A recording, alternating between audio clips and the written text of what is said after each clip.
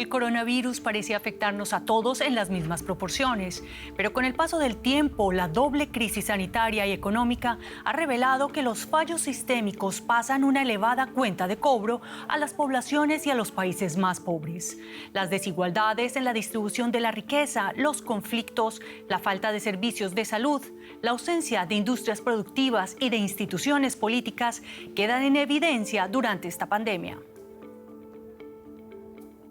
Hola, soy Juliana González y les doy la bienvenida a nuestro especial de coronavirus. Honduras es uno de los países más pobres de América Latina. De acuerdo con su Banco Central, los efectos de la crisis del coronavirus han llevado a un desplome del 12% del Producto Interno Bruto. Se trata de la mayor caída de la actividad económica desde la huelga bananera de 1954. Expertos estiman que el 50% de los hondureños podrían caer en la pobreza extrema, una razón más para que las travesías a los Estados Unidos se reactiven incluso en medio de la pandemia.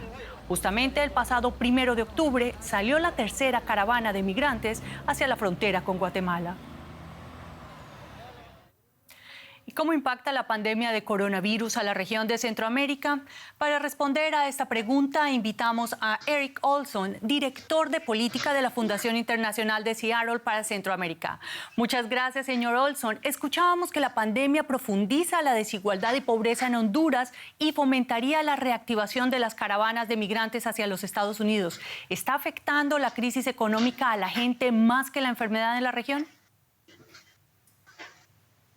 Bueno, honestamente es bastante difícil distinguir los dos. Afecta obviamente de gran manera la salud del pueblo, de los centroamericanos, y esto ha tenido un impacto económico bastante fuerte. Así que separar, decir uno es peor que el otro es bastante difícil. Yo diría que la urgencia de tener una respuesta,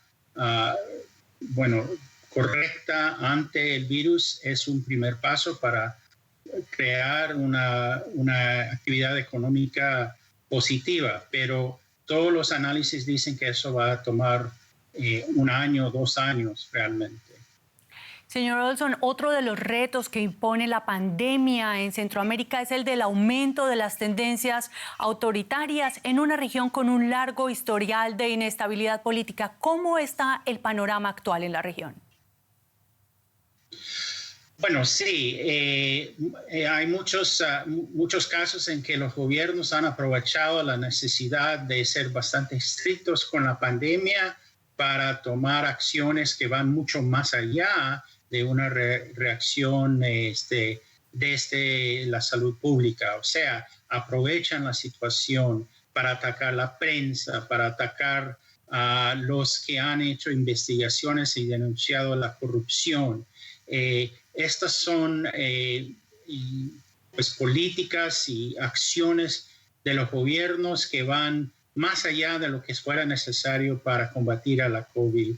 Ahí sí hay que ser serio, claro, contundente, pero cuando la prensa independiente o sociedad civil independiente denuncia claros ejemplos de corrupción, como lo han hecho en Honduras, como se ha hecho en El Salvador, pues ahí los gobiernos van más allá de lo que fuera necesario para controlar la pandemia y van en contra de sus opositores o lo que ellos sienten que ponen en riesgo su corrupción. Y para terminar, señor Olson, ¿qué papel juega actualmente la sociedad civil en la región en medio de esta crisis sanitaria y económica? Bueno, en dos sentidos. Uno, la sociedad civil sí trabaja en el espacio, el área de salud pública y ha podido responder en ciertos sentidos en áreas donde el Estado ha fracasado o no tiene la presencia y la fuerza suficiente. Ellos tienen un papel muy importante en cuanto a la respuesta a las necesidades de salud, de nutrición de la población. Y el otro punto clave que acabo de mencionar es que la sociedad civil ha sido una especie de veedor en un contexto de crisis donde hemos visto grandes casos de corrupción en los países. El Consejo Nacional anticorrupción, por ejemplo, ha hecho un papel muy importante en Honduras. Otras ONGs en Honduras, como la Asociación para una Sociedad Más Justa. Igualmente, la prensa en El Salvador ha denunciado casos de corrupción. Así que yo creo que ellos juegan un papel fundamental en tratar de garantizar que las respuestas de los estados sean efectivos, no sean parte de la gran corrupción que ha existido ahí por muchos años. Eric Olson, director de política de la Fundación Internacional de Seattle, muchas gracias por este análisis desde Washington. Un gran placer, gracias por la oportunidad. Y a pesar de la reducción de sus índices de pobreza, Bolivia sigue siendo hoy el país más pobre de Sudamérica. Y durante esta pandemia registra una de las mayores tasas de fallecimiento per cápita del mundo, una situación que se agrava con la crisis política que vive el país. El próximo 18 de octubre, Bolivia celebrará sus comicios en un clima de alta tensión y observando protocolos de bioseguridad. Se trata de las elecciones más importantes luego de la turbulencia creada por las acusaciones de fraude electoral y la renuncia de Evo Morales el año anterior. El nuevo mandatario tendrá que enfrentar la reactivación económica en medio de la pandemia en un país con la mayor tasa de informalidad del mundo. La República Centroafricana ocupa el penúltimo puesto en el Informe de Desarrollo Humano de Naciones Unidas. Los grupos armados ocupan amplios territorios imponiendo pagos a los ganaderos del país. A estos impuestos irregulares se suma la decisión del gobierno de cobrar el equivalente a 30 euros por la prueba de coronavirus, una cantidad exorbitante en un país donde el 67% vive en la pobreza extrema. Este rebaño va camino al mercado de ganado más grande de la República Centroafricana. En Bubuy, a unos 42 kilómetros de la capital, Bangui, se venden estos animales. Para los comerciantes de este país, significa moverse en zonas controladas por diferentes grupos armados. La pandemia ha planteado un problema adicional. Estos comerciantes se quejan de que muchos grupos armados se aprovechan de la crisis sanitaria para imponerles elevados impuestos. Nos enfrentamos a muchas dificultades para transportar nuestro ganado desde Cagapandoro al mercado de Bubuy. Los grupos armados atacan a nuestros pastores. Antes de la crisis del coronavirus, los rebeldes exigían entre 50 y 80 euros. Ahora la cuota ha aumentado a casi 125 euros. Exigen mucho dinero para los impuestos. Todos estamos disgustados.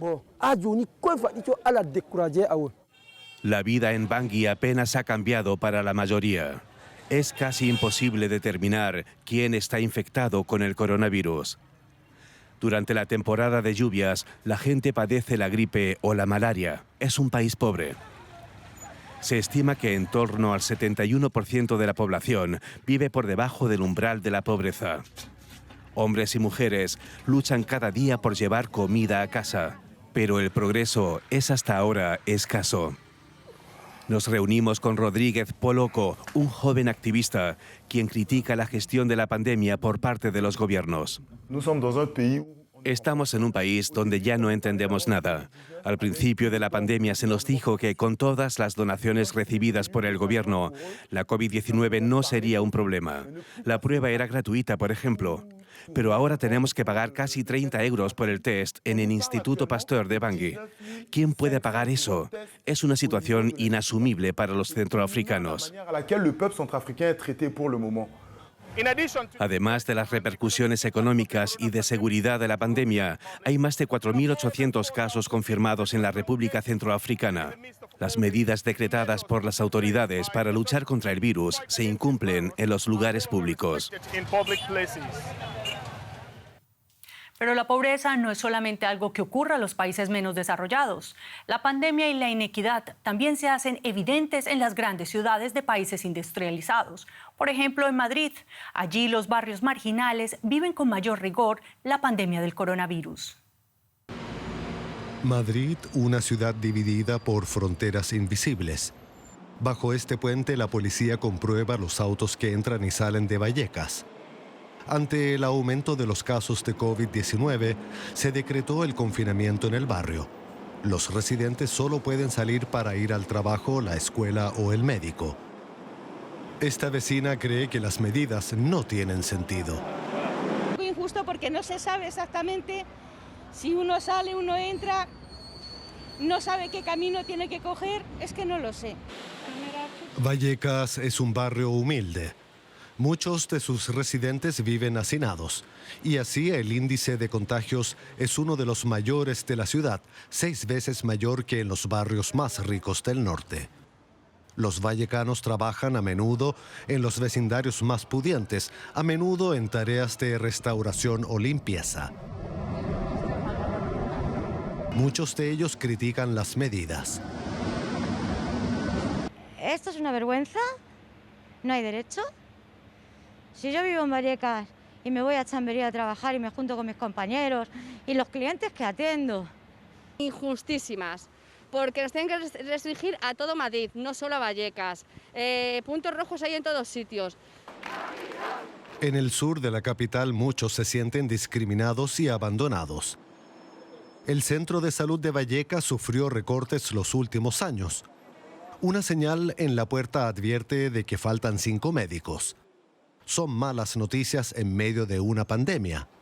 Aquí falta de todo, faltan médicos, faltan enfermeras, faltan recursos de todo. Colapsados y agotados. El conflicto de las clases también llegó a la Ópera de Madrid. El domingo acogió una versión de Un baile de máscaras de Verdi. Mientras las filas superiores más baratas estaban abarrotadas, la platea ofrecía espacio suficiente para respetar la distancia de seguridad. Las protestas en el Gallinero obligaron a suspender la función. Los confinamientos por distritos no solo dividen la ciudad en el mapa, también separan a las más pudientes de los más desfavorecidos. Y hasta aquí el especial de coronavirus. Muchas gracias por su sintonía y quédense con nosotros en Deutsche Welle.